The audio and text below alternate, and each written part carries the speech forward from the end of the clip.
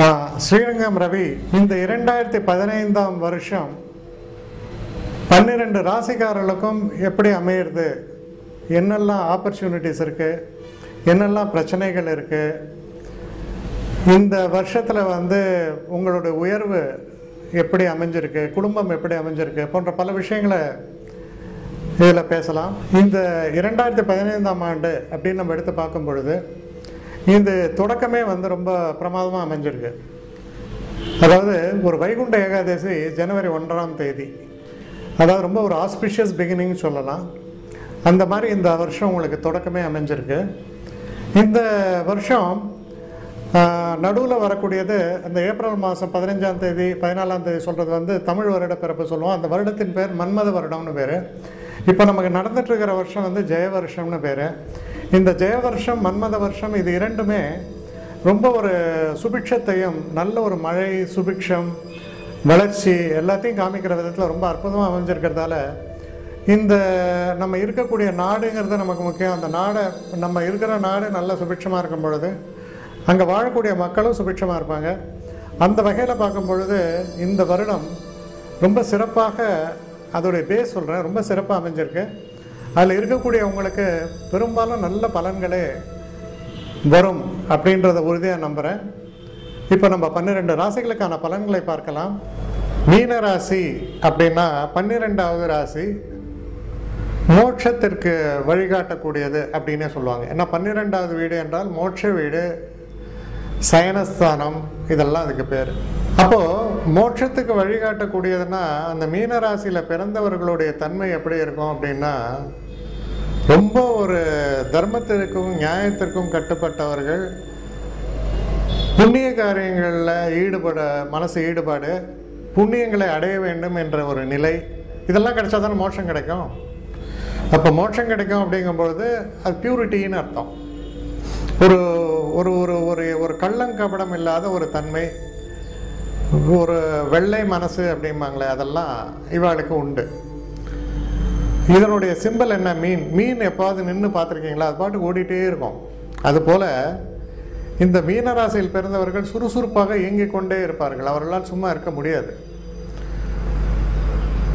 கடினமான ஒரு உழைப்பு, இயக்கம் எல்லாமே வாழ்க்கை இருக்கும். நல்ல தீர்க்கமான அறிவு இருக்கும். பல விஷயங்களை பற்றிய ஒரு நாலேஜ், இது எல்லாமே மீனராசிக்காரர்களுக்கு இயல்பாகவே அமைஞ்சிருக்கும். ஆனால் இவர்கிட்ட ஒரு பிரச்சனை என்ன வரும் அப்படின்னா, இவர்களுடைய திறமைகள் எல்லாம் பிரமாதமாக இருந்தால் கூட இவங்கள்ட்ட ஒரு ரெஸ்பான்சிபிலிட்டி அப்படின்னு கொடுத்தா அந்த ரெஸ்பான்சிபிலிட்டி கொஞ்சம் கஷ்டம். அதை அவங்களால தூக்கின்னு போக முடியாது முதுகில். மற்றவங்க மாதிரி பொறுமையாக நிதானமாக அப்படிலாம் இல்லை. அவங்க இயக்கத்தில் அவங்க இயங்கின்னு இருப்பாங்களே தவிர இதெல்லாம் தூக்கின்னு போயான்னா அவங்களால முடியாது. ஆனால் இவர்களை நம்பி செய்யலாம், ரொம்ப நல்லவர்கள் அப்படின்னு சொல்லிடலாம் மீனராசிக்காரர்களை பொறுத்த வரைக்கும். இப்போ இந்த மீனராசிக்கு இந்த வருஷம் ஆரம்பம் எப்படி இருக்குன்னு பார்த்தா பெரிய ரிலீஃப். என்ன காரணம்? 8ஆம் இடத்துல இருக்கிற சனி இவங்களை போட்டு பாடாப்படுத்தியிருக்கோம். அந்த ஒரு நிலையிலிருந்து ஒரு பெரிய விடுதலை 9ஆம் இடத்திற்கு சனி மாறும் பொழுது எப்படி ஃபீல் பண்ணுவாங்கன்னு சொன்னால், ஒரு பெரிய ஒரு வெயிட்டு முதுகில் 40 கிலோ வெயிட்டு அதை தூக்கிட்டு அப்படியே போகிறோம். ஒரு மலை ஏறின்னு இருக்கோம். நல்ல அந்த மலை ஏறி முடித்தோன்னா அதை இறக்கி வச்சோன்னா ஒரு நிம்மதி பெருமூச்சு விட்றீங்க பார்த்தீங்களா, அந்த வெயிட்டை இறக்கி வச்சோன்னா. அது மாதிரி இந்த அஷ்டமத்து சனி முடிந்தது அப்படி ஒரு நிம்மதி பெருமூச்சை தன்னிச்சையாக அவர்களுக்கு கொடுத்து விடும். பாரங்கள் எல்லாம் இறங்கினது, ரெஸ்பான்சிபிலிட்டி இப்போது பெருசாக தலையில் இல்லை, நான் நிம்மதியாக இருக்கேன், என்னுடைய வாழ்க்கையில் இனிமேல் நான் சாதிக்க போகிறது என்னன்ற ஒரு சிந்தனையை தருது பார்த்தீங்களா, அதுதான்.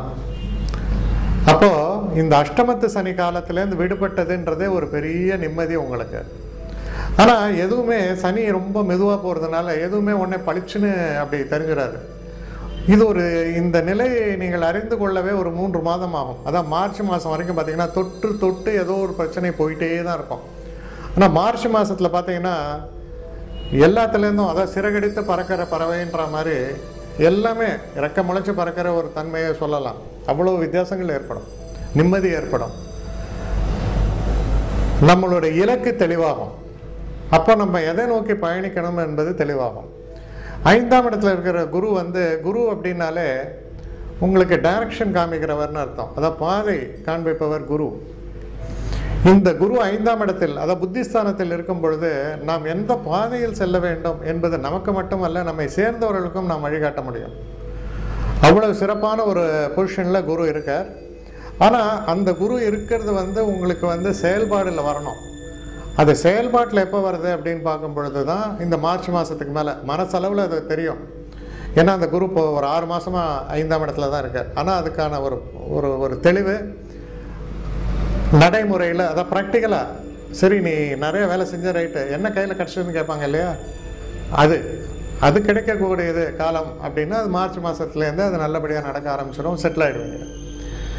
இப்போது இந்த 5ஆம் இடத்துல இருக்க குரு வந்து பல விதங்களில் நன்மை. குழந்தை பிறக்காமல் இருக்குது அப்படின்னா குழந்தை, திருமணம் ஆகாமல் தள்ளி போவர்களுக்கு அந்த திருமண பாக்கியத்தை ஏற்படுத்தி கொடுப்பது, அப்புறம் வாழ்க்கையில் வந்து சில துரதிருஷ்டங்கள் தொடர்ந்து வந்துட்டு இருக்கும்போது அது அகன்று போவது, அப்புறம் பார்த்திங்கன்னா சில மந்திர சித்திகள், சில மந்திரம் நம்ம சொல்லிகிட்டு இருக்கோம், அதுக்கான பலன்கள் சித்திக்கக்கூடிய காலகட்டம்.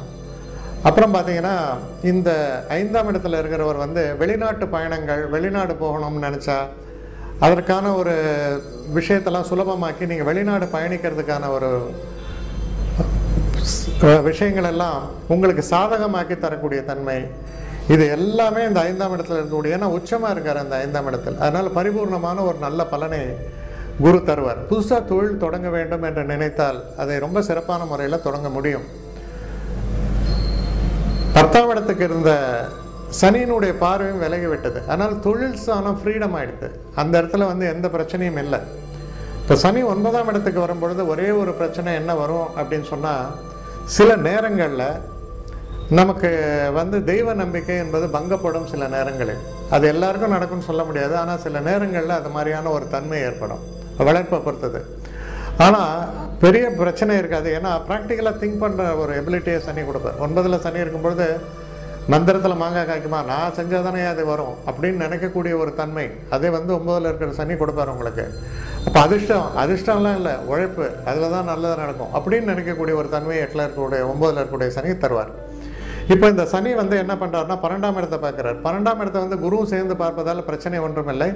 ஆனால் ரெஸ்பான்சிபிலிட்டி அதிகரிக்கும். நிம்மதியாக படுத்தேன், தூங்கினேன், எந்த பொறுப்பும் இல்லாமல் போனேன்னு இல்லை, நான் தூங்குற நேரத்தில் தான் தூங்குறேன், ஆனால் இந்த பொறுப்புகள்லாம் என்கிட்ட இருக்குது, இதை நான் நிறைவேற்றணும் என்ற ஒரு கான்ஸ்டண்ட்டாக அந்த தாட் ஓட ஆரம்பிச்சிடும். அப்புறம் 2ஆம் இடத்தை வந்து இதில் வந்து பார்த்திங்கன்னா அந்த குருவானவர் 5ஆம் இடத்துலேருந்து உங்களுடைய ராசியை பார்க்கறதுனால உடல் நலம் சிறப்பாக அமையும். சனி வந்து இன்னொரு பார்வை என்னென்றால் 3ஆம் இடத்தை பார்க்கிறார்.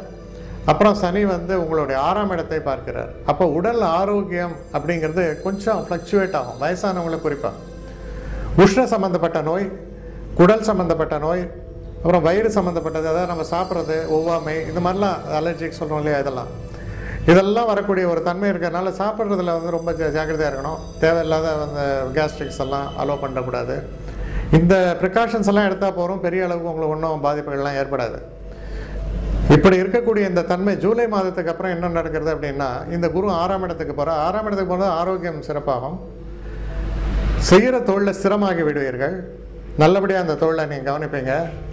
கையில் பணம் என்பது நல்ல லிக்விடிட்டி நல்லாயிருக்கும். அப்போ பணம் புரள ஆரம்பிக்கும். அதான் இப்போ என்ன டேர்ன் ஓவர் ஜாஸ்தியாக இருக்குது, தொழிலில் நீங்கள் சிறப்படுறீங்க எல்லாமே. அப்போ இந்த 2015ஆம் ஆண்டு உங்களை பொறுத்தவரையில், ஏன்னா சனி பயிற்சி என்பது கிட்டத்தட்ட டிசம்பர் ஆகிடுறது. அப்போ அந்த டிசம்பர் மாதம் தான் அந்த சனி பயிற்சிங்கும் போது அதுக்கப்புறம் தான் அந்த பலன்கள் வருது. அதனால தான் நான் சொன்னேன் மார்ச்லேருந்து அந்த பலன்கள்லாம் சித்திக்க ஆரம்பிக்கணும். அப்போ மார்ச்லேருந்து அந்த பலன்கள்லாம் நடக்க ஆரம்பிக்கிறது அப்படின்னு சொன்னால், இந்த 2015 ஒரு உத்தமமான ஆண்டு, சிறப்பான ஆண்டு உங்களை பொறுத்தவரையில். உங்களுடைய உடல்நிலை முன்னேற்றம், தொழில் முன்னேற்றம், தனிப்பட்ட வாழ்க்கையில் வந்து சந்தோஷங்கள், குழந்தை பிறப்பு, திருமணம் நடப்பது போன்ற பலவிதமான நன்மைகளும் நடக்கும் பொழுது, இந்த 2015 பொறுத்தவரையில் உங்களை பொறுத்தவரையில் துக்கங்கள் எல்லாம் அகன்று ஒரு பொன்னான வருஷமாக இது பரிமளிக்கும் என்பதில் எந்த விதமான சந்தேகமும் இல்லை.